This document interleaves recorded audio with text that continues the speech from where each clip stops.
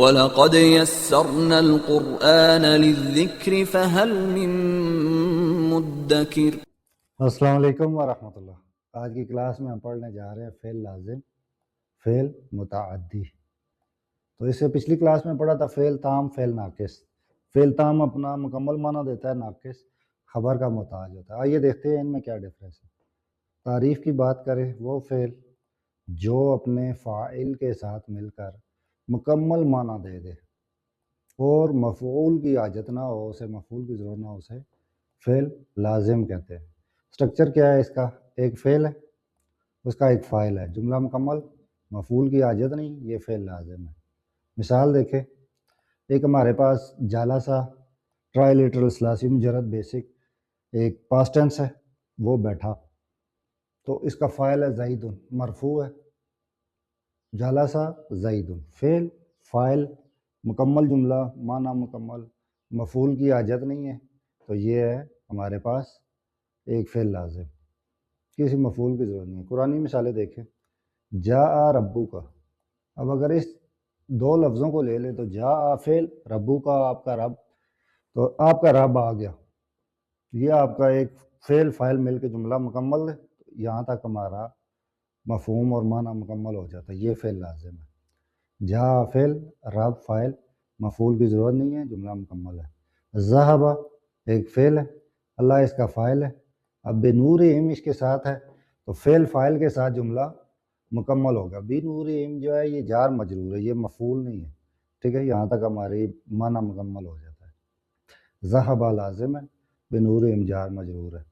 اب دیکھیں افلح المؤمنون، اب یہاں پہ یہ فعل ہے اور یہ فاعل ہے، تو کوئی مفعول کی ضرورت نہیں ہے، جملہ مکمل ہے۔ کچھ درسی مثالیں دیکھ لیں۔ نام بالکل بیسک ایک پاسٹ ٹینس ہے، وہ سو گیا، وہ سویا ہے وہ۔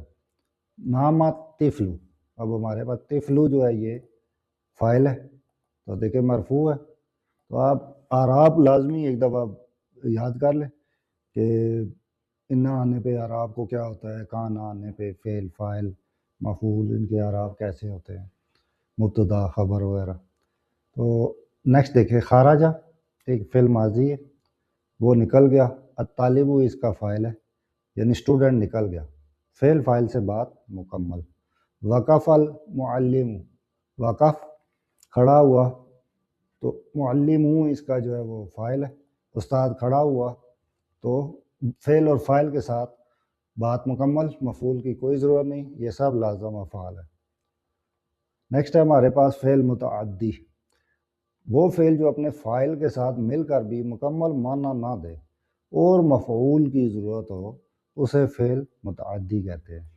تو بالکل سمپل ہے، فعل ناقص، فعل تام، فعل لازم، فعل متعدی، ان چاروں کو آپ کنفیوز نہ کریں آپس میں۔ فعل تام خود سے مکمل، ناقص خبر کا محتاج، لازم جس کو مفعول کی حاجت نہیں، اور متعدی جسے مفعول کی ضرورت ہو۔ تو اس کا سٹرکچر کیا ہوگا؟ فعل بھی آئے گا، فاعل بھی آئے گا، پھر بھی بات مکمل نہیں ہوگی جب تک مفعول نہ ہو ساتھ۔ مثال دیکھیں، کتب ایک فعل ہے، زید اس کا فاعل ہے، زید نے لکھا، تو زید نے کیا لکھا ہے؟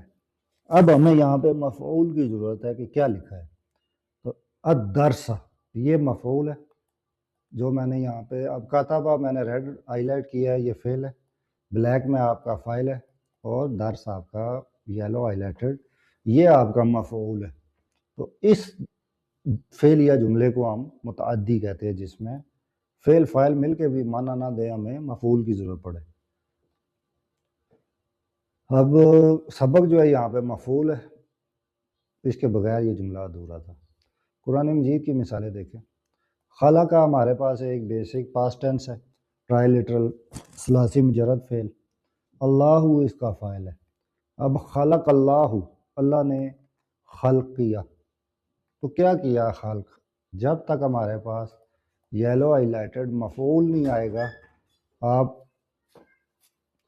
اس کو مکمل نہیں کہہ سکتے۔ تو یہ ہے فعل متعدی کی قسم، خلق فعل، اللہ فاعل، سماوات والارض مفعول ہے۔ نیکسٹ مثال بھی قرآن سے دیکھیں، علامہ ایک فعل ہے، آدم اس کا مفعول ہے، یعنی کہ علامہ سکھایا ہے اور آدم کو سکھایا ہے، یہ مفعول ہے۔ اور الاسماء جو ہے یہ ہمارے پاس جو اسماء سکھائے گئے ہیں تو یہ مفعول دوئم ہے۔ تو اس مثال کو دیکھیں، مفعول ثانی ہے یہ، ٹھیک ہے، یہ دو مفعول لیتا ہے۔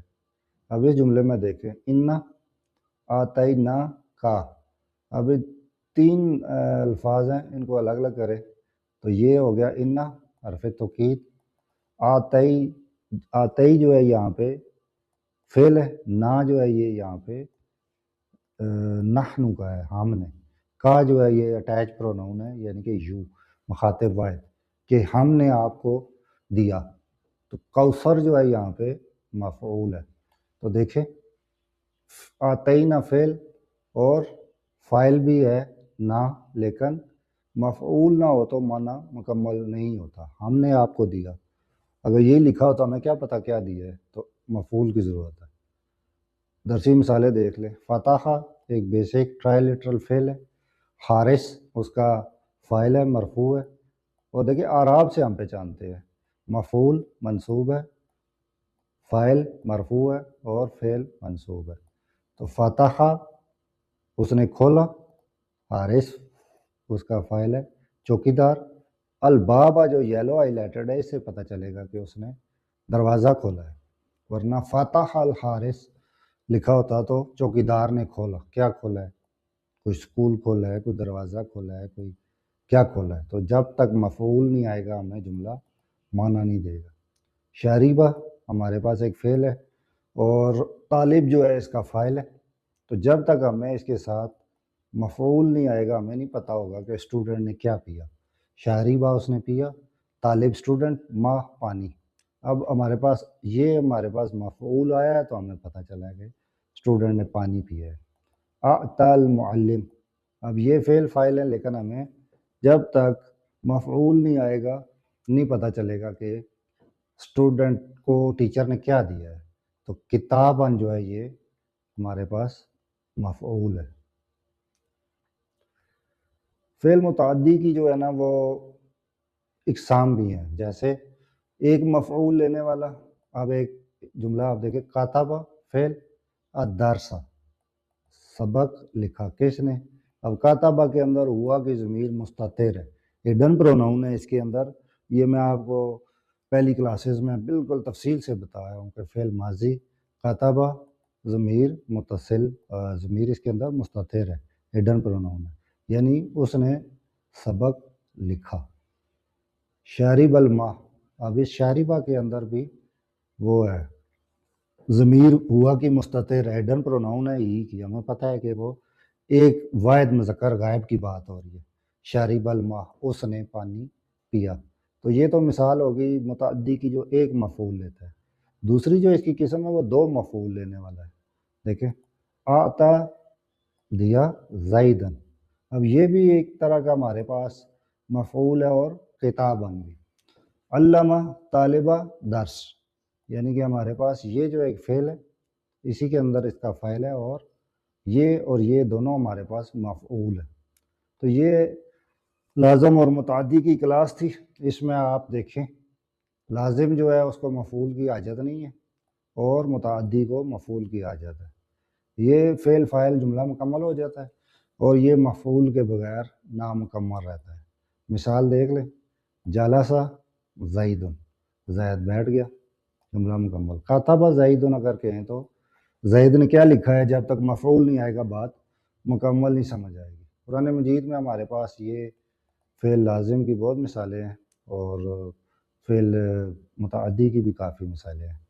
تو یہاں پہ اب میں فعل ناقص، فعل تام، فعل لازم، فعل متعدی پڑھا چکا ہوں، تو آپ کوشش کریں اس کو اپنے فرینڈ اینڈ فیملی میں شیئر کریں تاکہ ہر بندہ بیسک ٹو ایڈوانس عربی سیکھے اور خود سے قرآن مجید اور حدیث مبارکہ کو سمجھے اور ان پہ عمل کرے۔